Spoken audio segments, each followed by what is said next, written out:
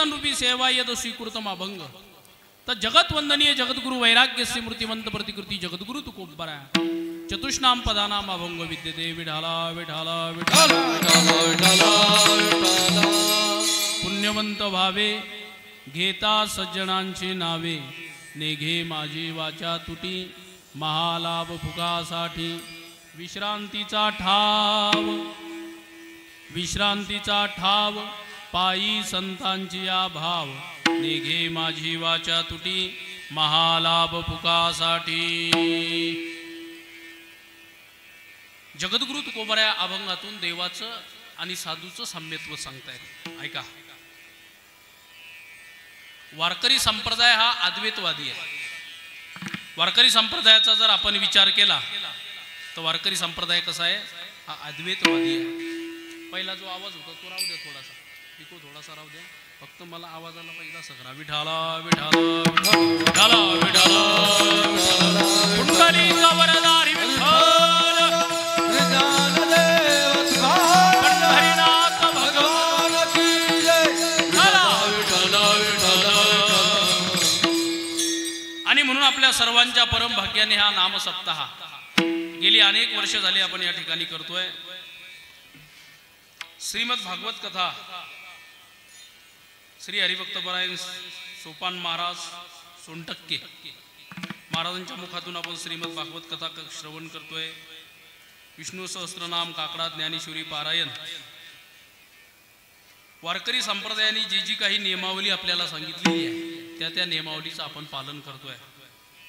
आणि आज चौथ्या दिवसाची कीर्तन सेवा माझ्या भाग्याने माझ्याकडे आलेली आहे. स्वर्गीय मुरलीधर काका देशमुख, श्रीमती जनाबाई मुरलीधरजी देशमुख यांच्या स्मरणार्थ हे सौजन्य या कीर्तन सेवेचं आहे. आणि कीर्तन सेवेसाठी हरिभक्तपरायण संगीत विशारद भागवत महाराज देशमुख आणि हरिभक्तपरायण भागवत महाराज देशमुख, भगवान महाराज देशमुख, म्हणजे पैसा गेला पण जोड लागला असंच म्हणायला काय हरकत नाही. मृदंगावरती ज्यांची साथ आहे श्री हरिभक्तपरायण सिद्धेश्वर महाराज, अतिशय सुंदर मृदंग माऊली महाराज आहेत. दोन चोपदार आहेत. बाबा माझ्या समोर बसलेले आहेत. सावशिष्टी मूर्ती माऊली आहेत. तुम्ही श्रवण करण्यासाठी बसलेले आहेत. अवघी 1.5 ते पावणे 2 तास आपल्याला सेवा करायची आहे. पण सेवा करत असताना कशी करायची आहे, घरचा मनुष्य आपल्या बाईला सांगत असतो, हे बघ स्वयंपाक कर, जर साक कर, पण कसा कर, बोलत चला. तुम्ही मुके आहेत का, काय म्हणतो आपण घरच्या बाई माणसाला, जर सक स्वयंपाक कर पण कसा कर, चांगला कर. तसं गावकऱ्याची प्रत्येकाची अपेक्षा असते कीर्तनकारांनी यावं, थोडंसं कीर्तन करावं, पण कसं करावं, चांगलं करावं. विठाला विठाला विठाला पुंडलिक वरदारी विठ्ठल हरिनाथ भगवान की जय. आणि म्हणून वारकरी संप्रदायाचा जर आपण विचार केला तर हा वारकरी संप्रदाय अद्वैतवादी आहे. बाकीच्या संप्रदायामध्ये जर तुम्ही गेले तर तिथे तुम्हाला द्वैत पाहायला भेटेल, तिथे अद्वैत पाहायला भेटणार नाही. तुम्ही अनेक संप्रदायामध्ये जा. काही संप्रदाय निर्गुण ब्रह्माला मानतात तर काही सगुण मानतात. काही सगुणाला मानत नाहीत, निर्गुणाला मानतात. काही निर्गुणाला मानत नाही, सगुणाला मानतात. प्रत्येकाचा हा भेद आपल्याला पाहायला दिसतो की नाही. ज्ञानोबाराय सुद्धा एका ठिकाणी देवाला म्हणतात, देवा तुला काय म्हणावं, तुला सगुण म्हणावं का निर्गुण म्हणावं.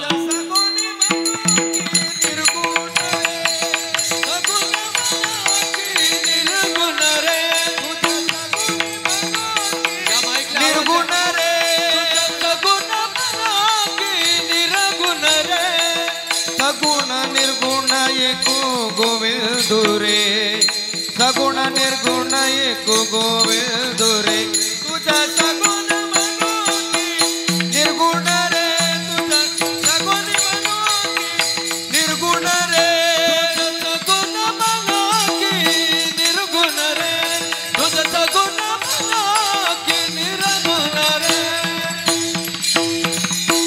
सगुण निर्गुण एक गोविंद रे तुझ सगुण मनो का निर्गुण रे. ज्ञानोबाराय म्हणतात, देवा तुला सगुण म्हणावं का निर्गुण म्हणावं. आणि मग देव म्हणतात ज्ञानोबाराय तुम्हाला काय वाटतंय? ज्ञानोबाराय म्हणतात सगुण निर्गुण एक गोविंदू रे अनुमानेना अनुमानेना. सगुण असणारा परमात्मा, निर्गुण असणारा परमात्मा तोच एक गोविंद आहे. वारकरी संप्रदायाने ज्या ज्या वेळेस परमात्म्याने अनेक अवतार धारण केले त्या अवताराचा सुद्धा स्वीकार केला बुवा. मग तो कोणत्याही अवतारामध्ये येऊ द्या. परमात्म्याने मत्स्य अवतार धारण केला, कश्य अवतार धारण केला, वरा अवतार धारण केला, नोहे नोहे याच परमात्म्याने मल्हारीचा अवतार धारण केला त्यावेळेस सुद्धा मोकळीत आपला. याच परमात्म्याने ज्या ज्या वेळेस मल्हारीचा अवतार धारण केला त्यावेळेस सुद्धा वारकरी संप्रदायाने स्वीकारच केला. अहम वाग्या सोहम वाग्या प्रेम नगरा वारी. सावध होनी भजनी लागा देव करा कैवारी.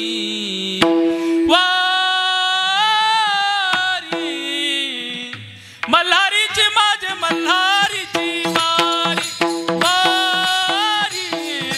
मल्हारीची माझे मल्हारीची वारी वारी. मल्हारीची वारी मल्हारीची वारी वारी. मल्हारीची वारी मल्हारीची वारी. अहम वाग्या सोहम वाग्या प्रेम नगरा भारी. अहम वाग्या सोहम वाग्या प्रेम नगरा वारी वारी.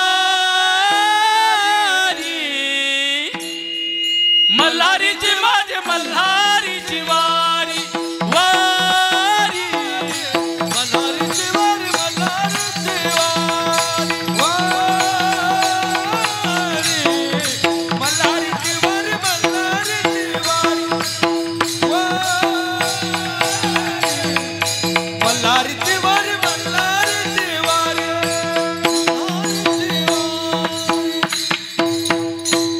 जगद्गुरु तुकोबारांनी सुद्धा सांगितलं मी मल्हारीची सुद्धा वारी करणार. याचा अर्थ या संप्रदायाने प्रत्येकाला जवळ केलेला आहे. सावध होनी भजनी लागा देव करा कैवारी वारी. म्हणजे अद्वैतवादी हा वारकरी आपला संप्रदाय. आपण जर पाहू गेलो तर आपल्याला द्वैत पाहायला भेटते बुवा, भगवत बुवा. दुसरीकडे तिसरीकडे नाही. चला, जे कट्टर शैवपंथी लोक आहेत, जे शिवाचे भक्त आहेत ते विष्णूच्या भक्ताला मानत नाहीत, आणि जे विष्णूचे भक्त आहेत ते शिवाच्या भक्ताला मानत नाही. अरे जगद्गुरु तुकोबाराय म्हणतात बाबा आम्ही वेगळे नाहीत. हरिहरा भेद नाही नका करू वाद. नाही नका करू वाद. नाही नका करू वाद. हरिहरा भेद नाही नका करू वाद. नाही नका करू वाद. नाही नका करू वाद. हरिहरा भेद नाही नका करू वाद. नाही नका करू वाद. नाही नका करू वाद.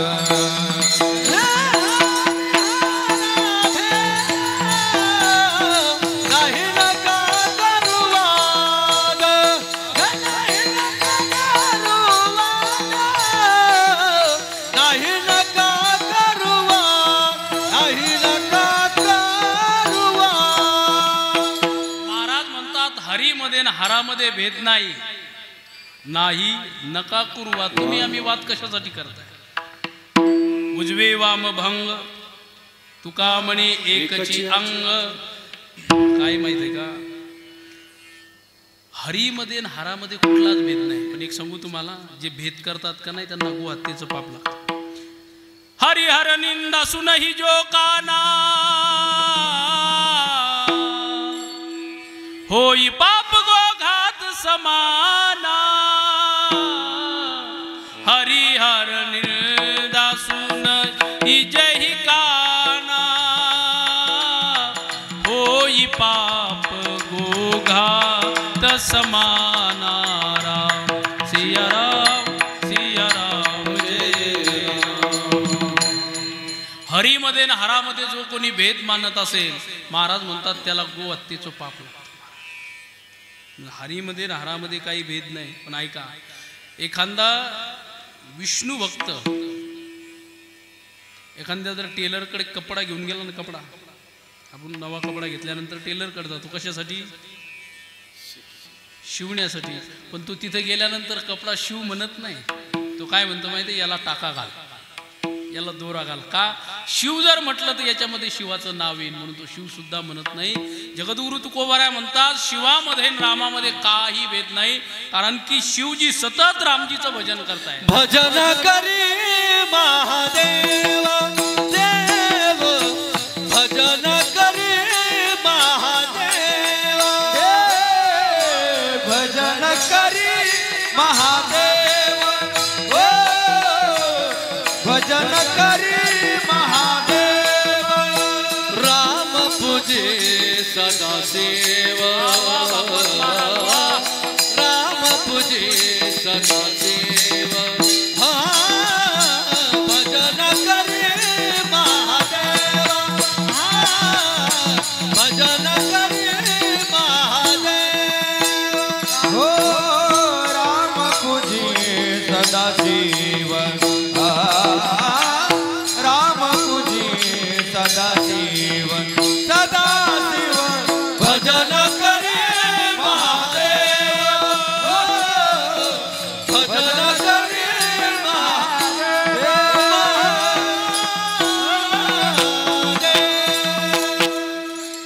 राम पूजी सदाशिव, भजन करी महादेव.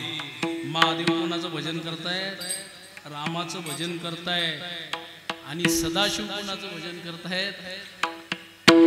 रामाचं भजन करतायत. त्याचे दोन अर्थ आहेत. सदाशिव, सदाशिव, सदाशिव म्हणजे कोण? तुमच्या आमच्या गावातला सदाशिव का? नाही. सदाशिव म्हणजे जे सतत प्रभूचं चिंतन करणारे आहेत, रामाचे चिंतन करणारे आहेत, ते भगवान भोले बाबा सदाशिव सतत भजन करतात. याचा अर्थ आहे सतत त्यांचं भजन चालू आहे. श्रीराम जय राम जय जय राम, श्रीराम जय राम जय. सतत प्रभूचं भजन करत राहत आहेत. एक सांगू तुम्हाला काय झालं माहित आहे? भगवान परमात्म्याला 14 वर्षाचा वनवास मिळाला आहे. तापस वेश विशेष उदासी, 14 बरसही राम वनवासी. तापस वेश विशेष उदासी. 14 वर्षाचा वनवास भोगण्यासाठी परमात्मा ज्यावेळेस अरण्यामध्ये जात आहेत ना, अरण्यामध्ये गेल्यानंतर तो परमात्मा जातोय कुठे? दक्षिण दिशेच्या समुद्राच्या किनाऱ्याला. कशासाठी? जानकी मातेचा शोध लागलाय आणि पैल तीराला आपल्याला आता जायचं आहे. कसं जायचं म्हणून परमात्मा विचार करू लागले. विचार करत असताना 3 दिवस परमात्म्याने अनशन केलं, म्हणजे उपोषण केलं. 3 दिवसानंतर तो समुद्र बाहेर आला आणि विनंती केली, देवा मला माफ करा. ढोल गवार शूद्र अरुणारी, हे सब ताडन के अधिकारी. मला माफ करा, मी जड आहे आणि जड असल्यामुळे तुम्ही मला माफ करा. पण तुमच्याच मध्ये 2 वानर असे आहेत, नल नील नावाचे, ज्यांनी दगड जरी पाण्यात टाकले तरी ते वरती येतात. ऐका ऐका, वानरामध्ये एवढी ताकद होती महाराज, त्यांनी दगड पाण्यात टाकली तर वरती यायची. माणसात एवढी ताकद आहे, दगड पाण्यात टाकली तरी आतच जातात, माणसं टाकली तरी आतच जातात. काय वानरांची शक्ती होती! दगड पाण्यात टाकल्यानंतर वर येत होती. आणि मग परमात्म्याने सेतू बांधण्याला आरंभ केला. पण आरंभ करण्याच्या आधी परमात्म्याच्या मनामध्ये एक विचार आला, एवढा मोठा सेतू आपल्याला उभारायचा आहे, हा सेतू अजर अमर राहणार आहे. पण या सेतूवरती येणाऱ्यांसाठी एखाद्या तरी देवतेचं ठिकाण असावं म्हणून परमात्म्याने एका लिंगाची स्थापना केली. रामेश्वर ज्यांना आपण म्हणतो, एक लिंग स्थापित केलं आणि त्यांना नाव दिलं काय? काय नाव दिलं? सेतुबंध रामेश्वर. सेतुबंध रामेश्वर. रामेश्वर स्थापना केल्यानंतर भगवान परमात्म्याने नावाचा जे जयकार केला आणि मग तिथे जाणारे भक्त दर्शन घ्यायचे आणि भगवान भोलेबाबाला विचारायचे, रामेश्वराचा अर्थ काय? रामेश्वर म्हणजे नेमकं काय? बुकळी थापता का? काही अडचण नाही. हा, अशी थापता का? विठाला विठाला विठाला विठाला विठाला.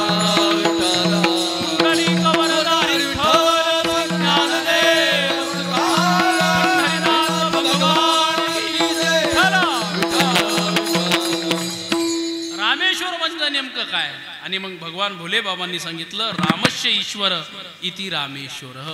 राम ज्याचा ईश्वर आहे त्याचं नाव काय रामेश्वर आहे. पण भक्त मुकाट्या बसत नाही. आता कार्यकर्ते इकडून तिकडे जाणारे असतातच. मग हे कार्यकर्ते इकडे गेले रामजीकडे. म्हणले तुम्ही जे नाव ठेवलं त्याचा अर्थ काय.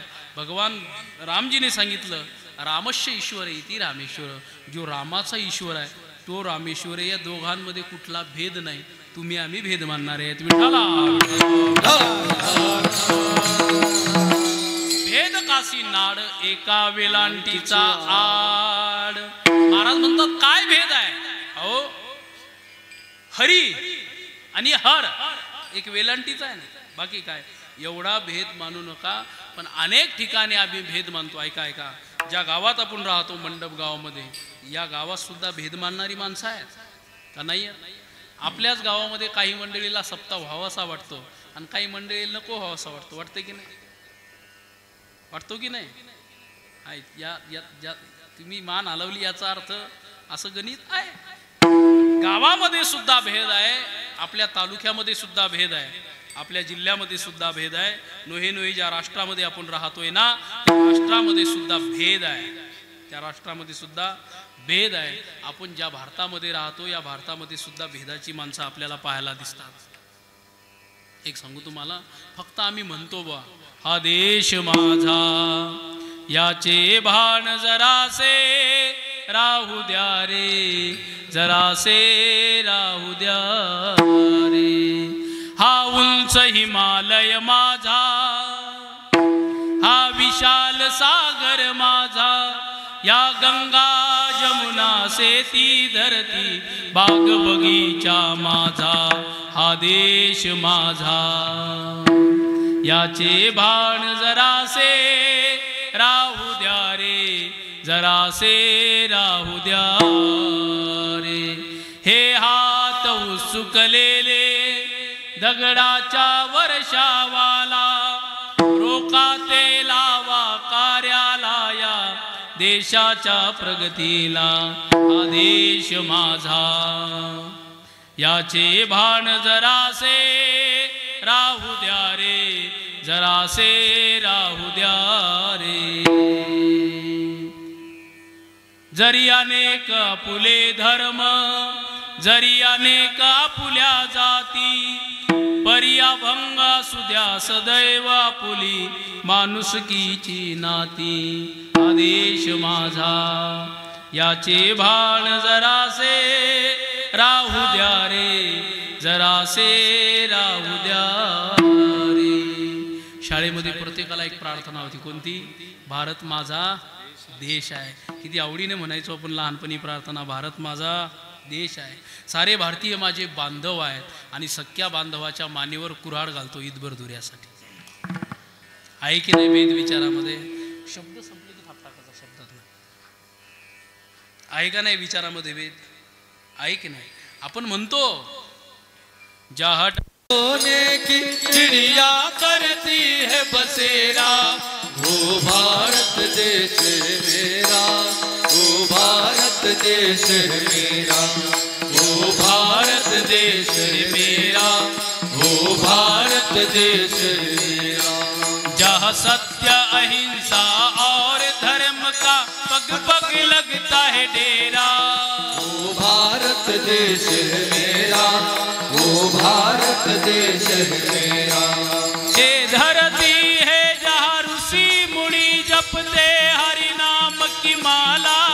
हरि ओम हरि ओम हरि ओम हरि ओम. यहाँ हर एक बालक मोहन है और राधा एक एक बाला और राधा एक एक बाला. जहाँ सूरज सबसे पहले आकर डारे अपना डेरा.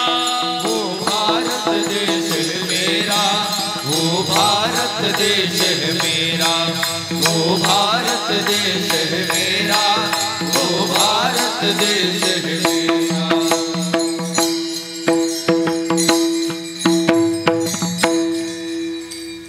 जहाँ सत्य अहिंसा और धर्म का पग पग लगता है डेरा.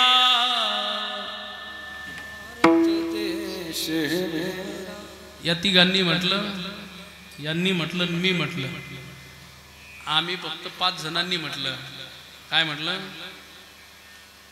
ओ भारत देश है मेरा. तुम्ही कुठून आलेले? अफगाणिस्तान, पाकिस्तान, श्रीलंका का पाकिस्तान? भारत देश तुमचा नाहीये का? आहे की नाही? आहे ना. मग टाळी वाजून सर्वांनी म्हणा, मृदंग वाजेल अशी नाही. मृदंग आपण एवढ्यांनी एका तालात टाळी वाजली पाहिजे ना.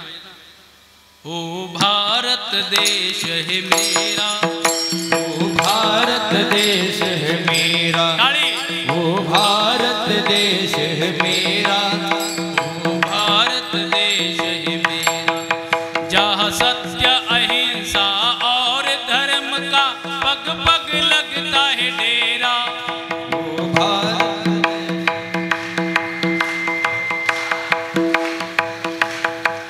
ये धरती है जहाँ ऋषि मुनि जपते हरि नाम की माला.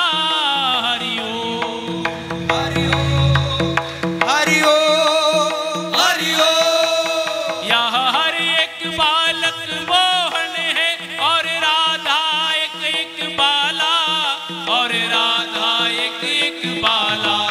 यहाँ सूरज सबसे पहले आकर डारे अपना डेरा.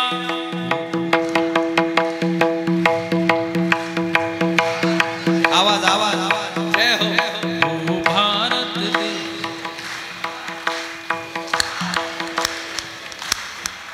जहाँ सत्य अहिंसा और धर्म का पग पग लगता है डेरा.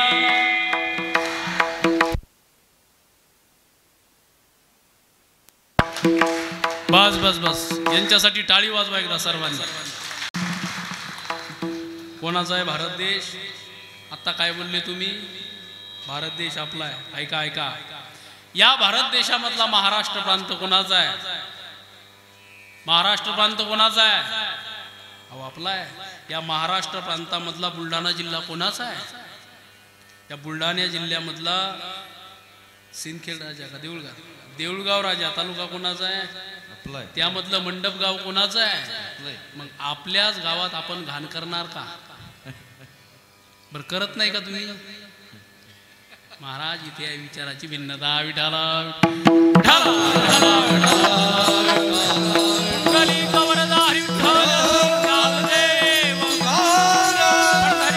भगवान की जय. जहाँ सत्य अहिंसा और धर्म का पग पग लगता है डेरा. ओ भारत देश है मेरा, ओ भारत देश है मेरा, जहाँ सत्य अहिंसा और धर्म का पग पग लगता है डेरा. ओ भारत देश है मेरा, ओ भारत देश है मेरा. बस धन्यवाद. जर भारत देश आपला आहे तर या भारत देशाचा नेता निवडत असताना कधीही कोणाची नोट घेऊ नका, एवढीच विनंती आहे. विठाला विठाला विठाला विठाला. आज विचारामध्ये आपल्याला भिन्नता दिसते, पण संप्रदायामध्ये ही भिन्नता कधीही नाही. संप्रदायामध्ये कुठेही ही भिन्नता तुम्हाला पाहायला भेटणार नाही. आज विचाराने आम्ही भिन्न आहे, पण वारकरी संप्रदायाने जे जे काही अवतार झाले, देवाचे होऊ द्या, देवीचे होऊ द्या, त्याच परमात्म्याने देवीचा अवतार धारण केला. अनादि निर्गुण प्रगटली भवानी, मोह महिषासुर मर्दना लागोनी, त्रिविध तापाची करावया झाडणी, भक्ता लागे तू पावसी निर्वाणी, आईचा जोगवा जोगवा मागेन. मग इथे वारकरी संप्रदायामध्ये जसा भेद नाही, महाराज म्हणतात तसा साधूमध्ये आणि देवामध्ये सुद्धा तुम्ही भेद मानू नका. देवते संत, देवते संत निमित्त द्या प्रतिमा, हरी तैसे हरीचे दास, होऊनी राहती उदास. महाराज म्हणतात देव आणि भक्त तुझा नाही विचार, देव आणि भक्त तुझा नाही विचार, देव आणि भक्त तुझा नाही विचार, देव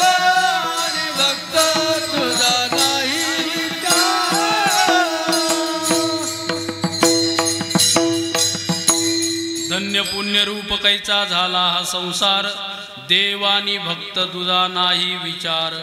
नावामध्ये जरी भिन्नता असेल तर अंतरंगामध्ये त्यांच्या काही भिन्नता नाही. म्हणून देवामध्ये आणि भक्तामध्ये कुठलाही भेद नाही. मग काही मंडळी महाराजांकडे गेली म्हणले, का हो महाराज, देवामध्ये आणि साधूमध्ये जर भेद नाही तर देवाचं नामचिंतन केल्यानंतर पुण्य मिळतं. देवाचं नामचिंतन केल्यानंतर काय मिळतं?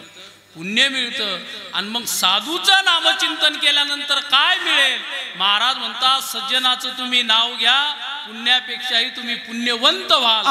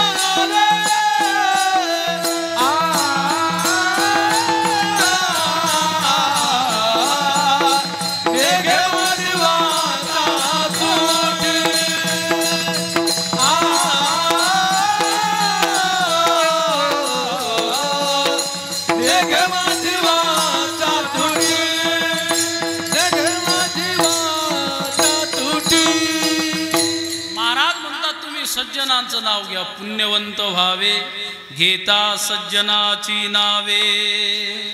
तुम्ही सज्जनाचं नाव घ्या, तुम्ही पुण्यवंत व्हा. ऐका, जीवनामध्ये बाकीचं काही वंत झाल्यापेक्षा माणसाने पुण्यवंत व्हा. कोणी धनवंत होतं, कोणी गुणवंत होतं, कोणी नामवंत होतं. महाराज म्हणतात त्याच्यापेक्षा पुण्यवंत व्हा. कारण धनवंत झाल्यानंतर तुकोबाराय म्हणतात, धनवंत एक बहिरट आंधळे. धनवान माणसाला डोळे नसतात. डोळे नसतात म्हणजे डोळे असतात पण दिसत नाही. बघा तुम्ही, ज्याच्याकडे धन आहे का नाही ते गरीबाला उडवतच चालतं महाराज. धनवंत एक बहिरट आंधळे. धनाच्या पाठीमागे 15 प्रकारचे अनर्थ सांगितलेले भागवताने. पण जे धनवान आहे ती खालच्या माणसाची कदरच करत नाही. धनवान होण्यात काही मजा नाही. कारण असे कितीतरी धनवान होऊन गेले पण त्यांचा नामलेश सुद्धा आला नाही. म्हणून या संघ खोटा त्याचा, म्हणून या संघ खोटा त्याचा, हे म्हणून या संघ खोटा त्याचा, म्हणून या संघ खोटा त्याचा. धमेतिया मागे कैकाळाचा लाग, धमेतिया मागे कैकाळाचा लाग, धमेतिया मागे कैकाळाचा लाग, धनाच्या मागे कैकाळाचा लाग. म्हणून या संघ खोटा त्याचा, म्हणून या संघ खोटा त्याचा, हे म्हणून या संघ खोटा त्याचा, म्हणून या संघ खोटा त्याचा. धनाची या मागे कळी काळाचा लाग, म्हणून या संघ खोटा त्याचा. म्हणून असे कितीतरी धनवान होऊन गेले बुवा. याद रख सिकंदर के हौसले तो आले थे, जब गया इस दुनिया से तो दोनों हाथ तेरे है भाई, जितने वक्त का चलन देंगे, छीन कर तेरी दौलत दो ही गज कफन देंगे. इसलिए मैं कहता हूँ खूब सोच ले दिल में, तू भगवान को भूला है फर्ज के झमीले में. कर गुनाह से तौबा बस संभल ही जाएगा, खाली हाथ आया है खाली हाथ जाएगा. चलता सूरज धीरे धीरे ढलता है ढल जाएगा. महाराज म्हणतात वंत व्हायचं असेल तर पुण्यवंत व्हा. तुम्ही जर धनवंत झाले तर तुम्हाला खालची माणसं दिसणार नाही. धनवंत एक बहिरट आंधळे, धनवान माणसाला काही दिसत नाही. बरं आता गुणवंत नामवंत भरपूर. आता गुणवंत व्हावं पण सद्गुणी व्हावं. आता गुणवंत सुद्धा कुंकडेही भरकटायला लागले. गुणवंत सुद्धा बरं गुण आल्यानंतर मनुष्य दुसऱ्याचे दोषच पाहत असतो बरं का भागवत बुवा. एकदा का आपल्याला गुण आला का नाही, जोपर्यंत गुण येत नाही तोपर्यंत मुकाट्या राहते. पण एकदा का गुण आला की मग दुसऱ्याचे दोष पाहतात. तुकोबाराय म्हणतात देवा तुम्हाला गुणवंत केलं दुसऱ्याचे दोष पाहण्यासाठी का? गुणवंत केलो दोष जाणायासाठी, दोष जाणायासाठी, माझे मज पोटी बळकट दूषण.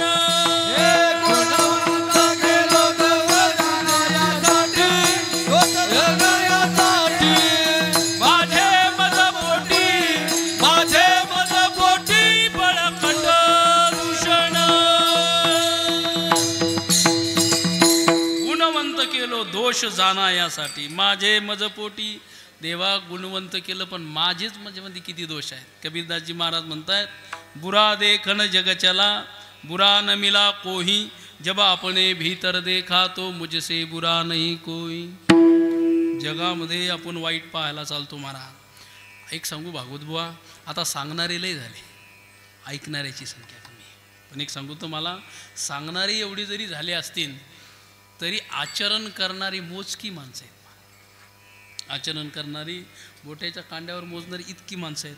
नाही तर आता सांगणारी एवढी झाले पण ते सांगणाऱ्याचं ऐकत नाहीत, कारण सांगणाऱ्याचंच आचरण नाही. विठाला विठाला विठाला विठाला विठाला जगद्गुरु तुकोबाराय म्हणतात दुसरं काही झाल्यापेक्षा तुम्ही काय व्हा, पुण्यवंत व्हावे, घेता सज्जनांची नावे. ऐका, चिंतन करायचं असेल तर दोनच लोकांचं करा.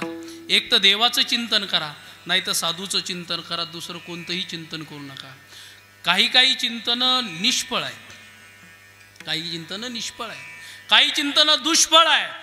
एकच चिंतन आहे जे सफल आहे, जे पुण्यवान आहे, ते देवाचं नाही तर साधूचं. काही चिंतनं निष्फळ आहेत.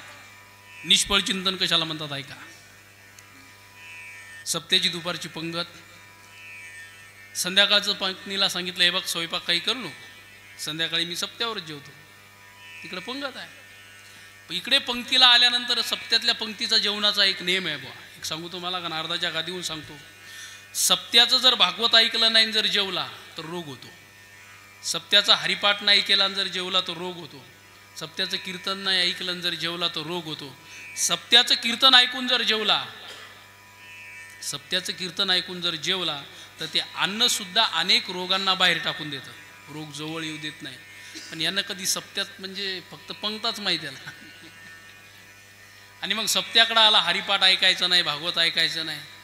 आता नेमकं योगायोगाने हा बाहेर बाहेर बाहेर इकडं पुंडलिका वरदा हरी झालं. मग याच्या लक्षात आलं सप्त्याची पंगत आता बसणार आहे. इकडं आला, पण देवाची अशी लीला आहे महाराज, पंगत बसायची नाही, याच्या पोटाला कळ यायचं सोबतच झालं. पोटाला आली कळ. आता पोटाला कळ आल्यानंतर ती पंक्तीला बसू देते का? तुमच्या इकडे काय झोम म्हणतात का? झोम झोम आमच्या इकडे कळ आली म्हणतात आता पोटाला. त्याच्या पोटाला झोम आली. झोम आली की जे महाराज सप्त्याच्या मंडपात जिथं पंगत होती तिथून जो उठला आणि घराकडं गेला. मग घरून परत आला, पण तोपर्यंत इकडे अर्धा पाऊण तास झाला होता. वारकऱ्यांनी लवकरात लवकर सर्व गोष्टी, महिला मंडळी, बाल गोपाल सर्व वारकरी जेवू घातले, भांडे आतमध्ये टाकले, लगेच अलाव सिंग केलं. बरोबर 9 वाजता कीर्तन चालू होणार. हे 8:45 आलं मंडपाकडे. आता याला असं वाटलं आता म्हणावं तरी कसं. मग पुन्हा घराकडे गेलं. घराकडे जाऊन पाहिजेत. बायकोला म्हणते का काही केलं नाही का? ते म्हणते केलं.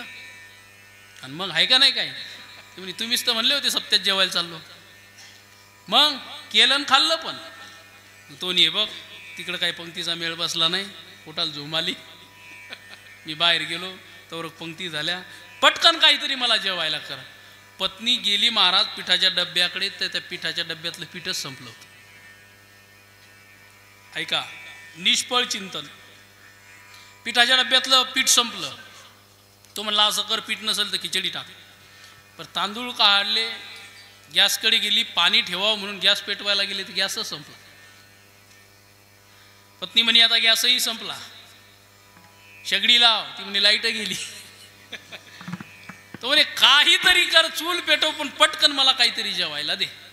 जी जी काही सामुग्री तयार करायची होती ती सर्व घरातली संपली. तो म्हणे पटकन काही कर, पण आता पोटामध्ये आग लागली, कावळे ओरडायला लागले, पट दिशा काहीतरी जेवायला कर. आता पत्नी जोपर्यंत काही ते सामुग्री जमा करत होती तोपर्यंत एका कोपऱ्यात बसलं याचं चालू होतं, का होते जेवण, का होते जेवण, का होते जेवण, का होते जेवण. महाराज म्हणतात याने असं चिंतन आयुष्यभर जरी केलं तर हे निष्फळ आहे. विठाला विठाला विठाला विठाला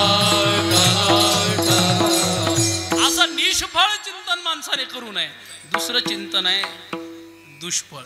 हे चिंतन करते ना दुष्फळ. ज्ञानोबा म्हणतात एकदा का स्त्रीचं लग्न झालं, आपल्या जीवनामध्ये काय घडलं असेल काय घडलं नसेल त्याच्यावरती तिने पाणी टाकावं. आणि एकदा का लग्न झालं की आपला पती एक जगात आपल्यासाठी पुरुष आहे आणि पूर्ण जग स्त्रीमय असं होऊन तिने राहावं, तरच तिच्या जीवनामध्ये सार्थकता आहे, तरच ती पतिव्रता आहे. नाही तर ज्ञानोबा म्हणतात आंबोला केला जरी धावे मन, आंबोला केला जरी धावे मन, बुडती 42 कापे नाक कान. आंबोला केला म्हणजे एकदा का लग्न झालं, स्त्रीच्या मनामध्ये परपुरुषाचं चिंतन आलं, ते तिला दुष्फळ देणार आहे. विठाला विठाला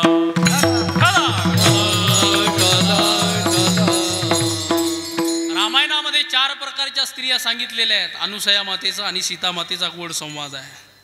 अनुसया के पद गई सीता, मिली बहोरी सुशील पुनीता, ऋषि पत्नी मन अति सुखदाई, आशीष देई निकट बैठाई. एक ही धर्म एक व्रत नेमा, काया वाचा मन पति पद प्रेमा. श्री राम जय राम, श्री राम जय राम, जय जय राम.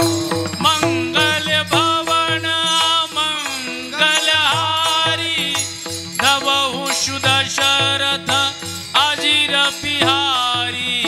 श्री राम जय राम, जय जय राम, श्री राम जय राम, जय जय राम. अनुसया माता म्हणते अगं सीते, तू अरण्यामध्ये आलेली आहे, मी तुला काही स्त्री धर्म सांगते. एक ही धर्म एक व्रत नेमा, काया वाचा मन पति पद प्रेमा. मंगल भवन अमंगल हारी, द्रवहु दशरथ अजिर बिहारी. मंगल भवन अमंगल हारी, मंगल भवन.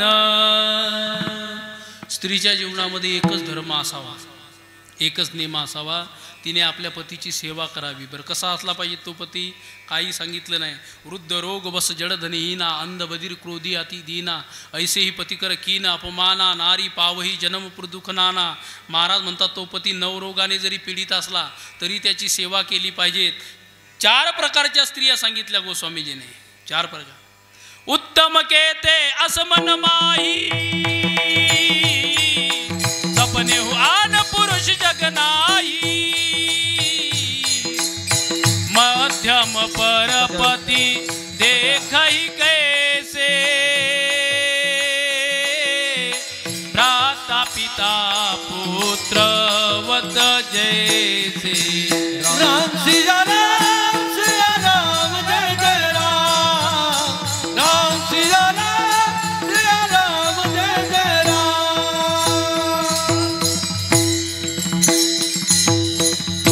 पहिली स्त्री सांगितली महाराजांनी उत्तम, उत्तम केते असमन माही, सपने हुआन पुरुष जग नाही, मध्यम परपति देखहि कैसे, भ्राता पिता पुत्रवत जैसे। राम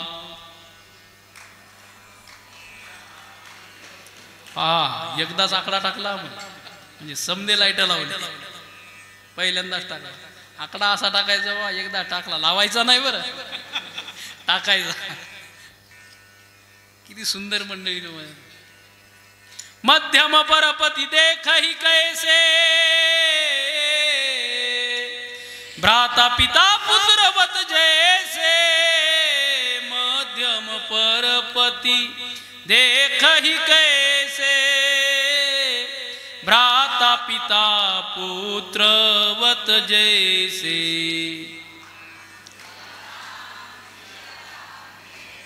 महाराज म्हणतात पहिली उत्तम स्त्री आहे, उत्तम स्त्रीच्या स्वप्नामध्ये सुद्धा परपुरुष येत नाही, तिला म्हणायचं उत्तम। मध्यम स्त्री तिला परपुरुष दिसतात, पण जे तारुण्यात आहे ते आपल्या भावासारखे दिसतात, जे वृद्ध आहेत ते आपल्या बापासारखे दिसतात, आणि जे लहान आहेत ते आपल्या मुलासारखे दिसतात।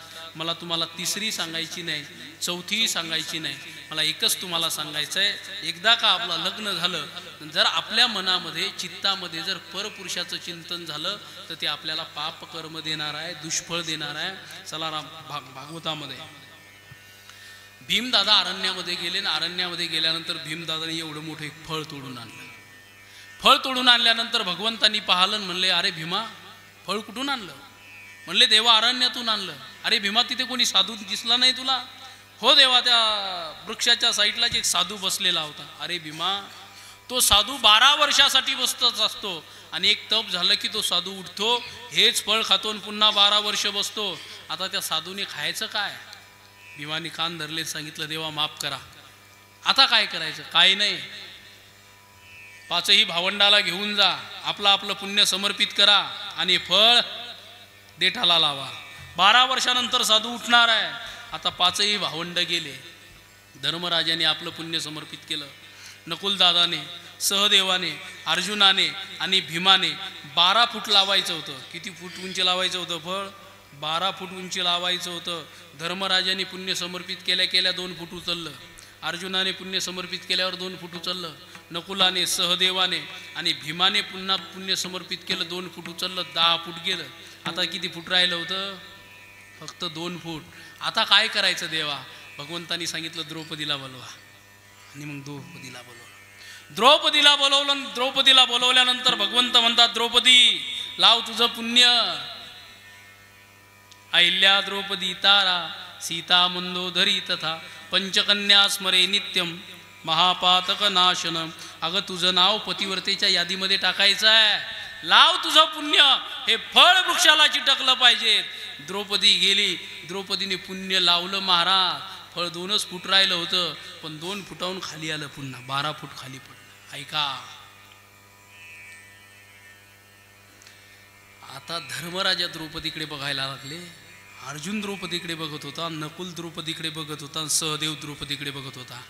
द्रौपदीची मान लाजेनं खाली वाकली। माझी विनंती आहे माझ्या बहिणीला, एक दिवसही आपल्या जीवनामध्ये असा येऊ देऊ नका की संशय वृत्तीने, संशय दृष्टीने आपल्या मालकाने आपल्याकडे बघावं।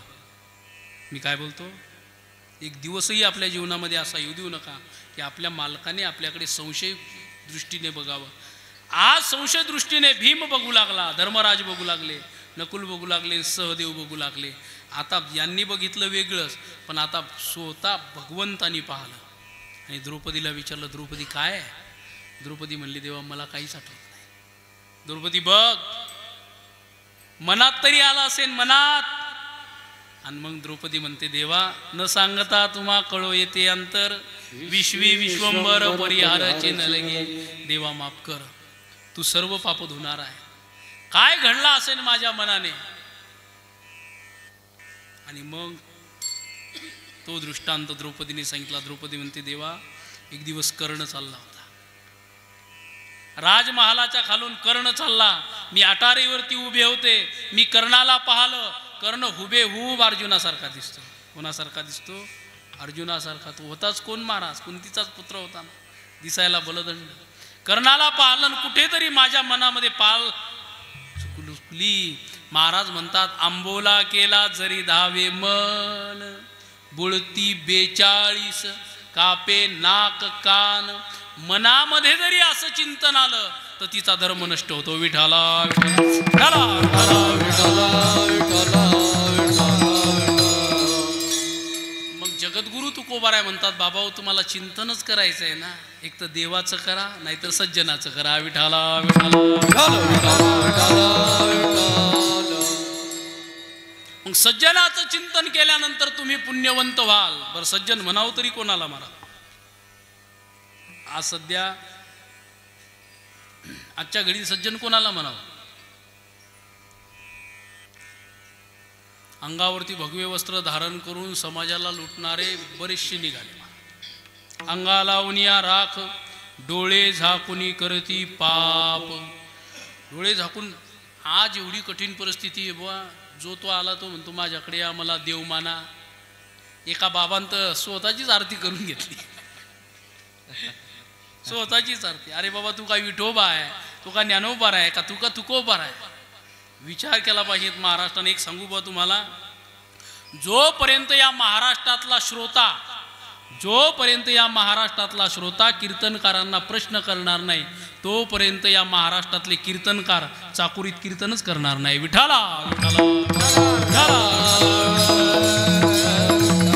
आता कोणी आलं की कोणी संप्रदाय काढा लागलं शोध, कोणी आपला झेंडा वेगळाच कलर. अरे भगवा दिलेला आहे तुमच्या आमच्यासाठी, तो मस्त खांद्यावर घ्यायचा आणि चालायचं. जे ते आपला झेंडा कोणता कलर लावून काय. आमच्या गावात एक बाबा आला म्हणे, मी गुरु करून घ्या मला, मी तुम्हाला स्वर्गच देतो. लोक एवढी बावळली महाराज, लोकांना वाटते स्वर्गात जाणं म्हणजे काय एसटीत बसल्यासारखंच. आणि झाला एक त्याचं शिष्य, टाकला त्याच्या खांद्यावरती, त्याने रुमाल त्याच्या कानात मंत्र त्याला, बोले बेटा स्वर्ग मृत्यू पाताळ दे दिया आपको. काय म्हणे? स्वर्ग मृत्यू पाताळ दे दिया आपको. असं म्हणल्यानंतर महाराज भावी सरपंच म्हणल्यासारखंच आहे की नाही, भावी आमदार भावी सरपंच म्हणलं की पोरं जशी तो बावळला. त्याला वाटलं मी खरंच आता देवच झालो. स्वर्ग मृत्यू पाताळ दे दिया म्हणल्यानं त्याला देवच झालो असं वाटलं. आणि त्यानं रुमाल काढला आणि टाकला गुरुजीच्या खांद्यावर. म्हणले गुरुजी तुम्हालाही मंत्र द्यायचा.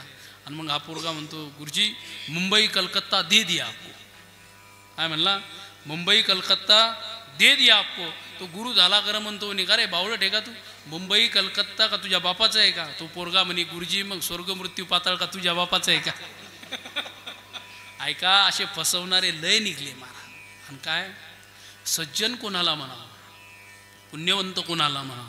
ऐका, अरे ज्याला पाहिल्यानंतर परमात्म्याला सुद्धा सुख होते त्याला सज्जन म्हणा. ज्याला पाहिल्यानंतर परमात्म्याला सुद्धा सुख होते त्याला सज्जन म्हणा. जगद्गुरु तुकोबाराय पंढरपूरच्या राऊळामध्ये गेल्यानंतर, महाराज निघाल्यानंतर देव म्हणतात, महाराज थांबा, तुकोबाराय थांबा. एक तासभर तुकोबाराय थांबले, पुन्हा निघाले. पुन्हा तासभराने निघाल्यानंतर देव म्हणतात थांबा. पुन्हा तासभर थांबले, पुन्हा तासभराने निघाले, पुन्हा देव म्हणतात थांबा. तुकोबाराय म्हणले, अरे देवा 3 तास झाले थांबवलंय. कीर्तनकार कीर्तन 2 तास करतात, तुम्हाला 3 तास झालंय थांबवलंय, कशासाठी थांबवते? जाऊ दे, मला देऊला गेलं पाहिजे. नाही महाराज थांबा. आणि महाराज थांबल्यानंतर मग जगद्गुरु तुकोबारायांनी विचारलं, देवा थांबवतो कशासाठी? आणि मग देव म्हणतात, महाराज तुमच्याकडे पाहिलं की मला समाधान वाटते. बघा बरं काय म्हणतायत, तुकोबाराय तुमच्याकडे पाहिल्यानंतर मला समाधान वाटते. याला म्हणतात सज्जन. एखाद्या महाराजाकडे, एखाद्या साधूकडे पाहिल्यानंतर माणसाला समाधान वाटलं पाहिजे. काय बुवा, एखाद्या साधूकडे पाहिल्यानंतर समाधान वाटलं पाहिजे. काय महिमा वर्णू सांगू मी किती, कोटी ब्रह्महत्या मुख पाहता जाती. ज्या देवाचं मुख पाहिल्यानंतर कोटीच्या कोटी ब्रह्महत्या जातात, त्या देवाला समाधान कोणाचं मुख पाहिल्यानंतर मिळते? जगद्गुरु तुकोबारायचं. विठाला